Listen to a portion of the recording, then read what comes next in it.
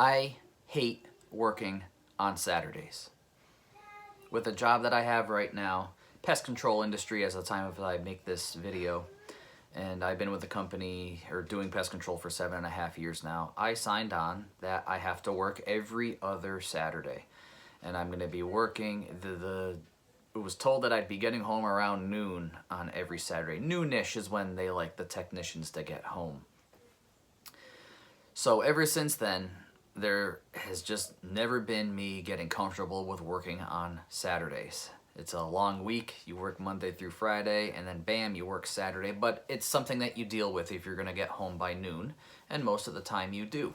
But when you get into the busy season, people are going to be calling you needing help right away. So it was a Saturday. It was May of 2013 or 2014. May not have even been May. I'm just trying to think back. I know it was a few years ago. Hot day. And I was just getting really, really annoyed. I just wanted to be home. I was exhausted. I was tired. But it was like stop after stop kept on coming in. And you're going to get a couple of Saturdays a year like that where you're not getting home at that noonish time frame. And I remember just one time I was out doing a service in a place called Old Saybrook down by the shoreline of Connecticut. And I did that. And it was getting late at that point. It's like, oh man, I'm definitely not going to be home by noon. And then I had to go do a stop in a place called Basra, nowhere near where I was. And it was about a 50-minute drive to get out there. So my stress levels are going up. I just want to go home. I'm getting a little angry. So what happens? I'm driving on the way to Basra, and blood levels are going up, saying, I want to quit. I don't want to do this anymore. I want to be home. I didn't have any kids yet at the time. I just wanted to get home, to be with my wife, and to just sit back and relax. So I'm going through the stops. I'm going on the way to the stop, and I'm about 10 minutes away from that final stop. I know at this point I'm probably not going to be home until about 1:30, 2 o'clock. So it's just, at this point, you just deal with it. You know what's going to happen, just deal with it. But I'm still very upset about it. And I'm about 10 minutes away from the stop. And I just see a woman on the side of the road. She's screaming. She's screaming, oh my God, help, help, help, oh my God. And then I drive a little bit past, because she is on the end of her driveway, and her car was parked on the end of her driveway. And her car door was open, she had gotten out.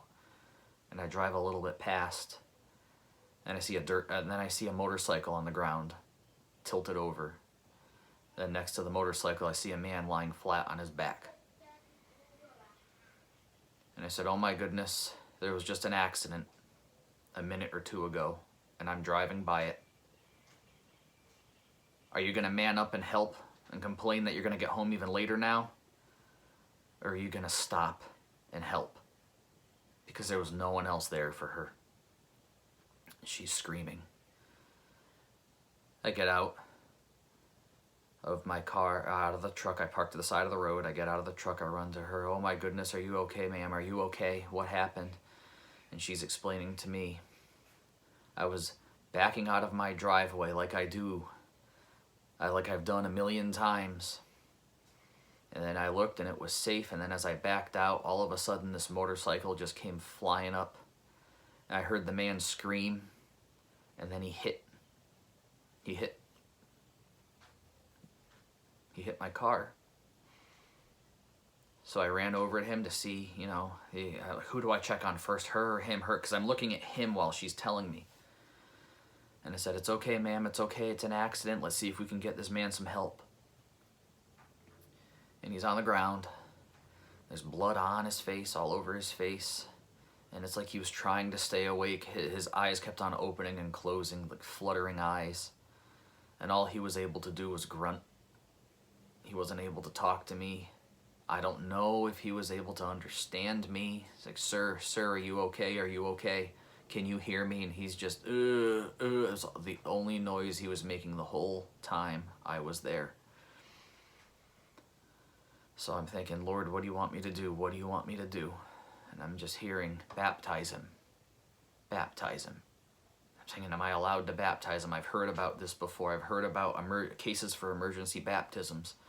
I said, but Lord, I can't ask this man if he wants to be baptized. And he's just saying to me, baptize him, baptize him. That's what I'm hearing. So I grabbed water out of my truck.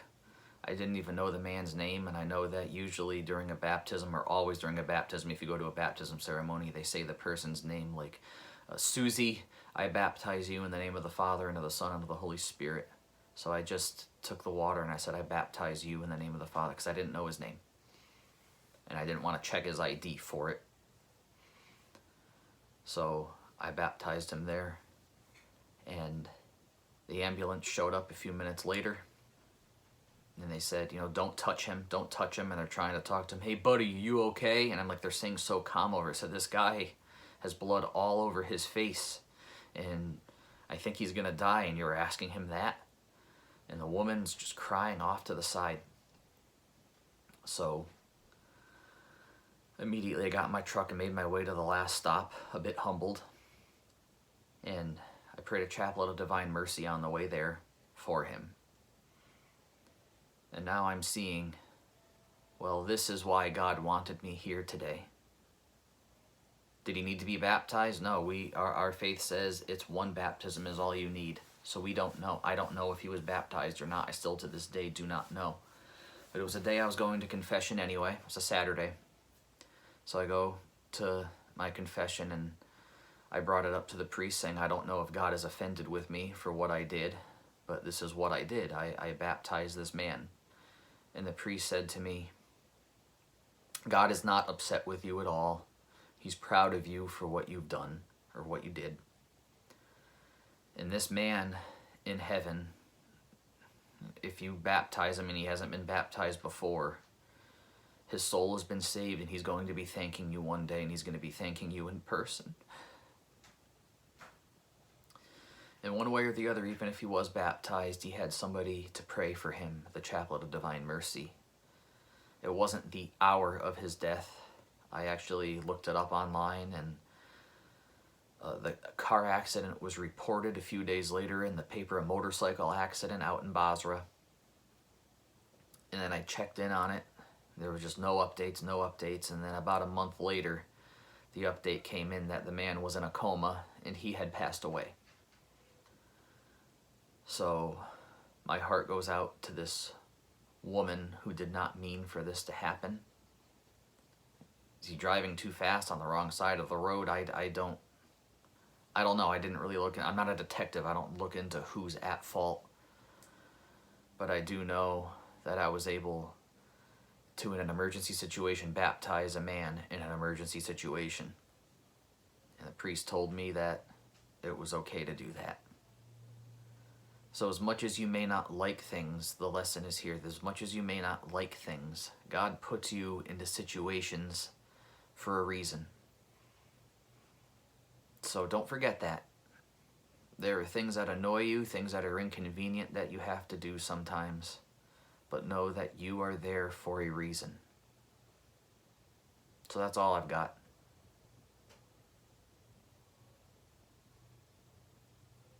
Still think about him from time to time, and I hope he's part of that communion of saints, part of that cloud of witnesses that the book of Hebrews talks about.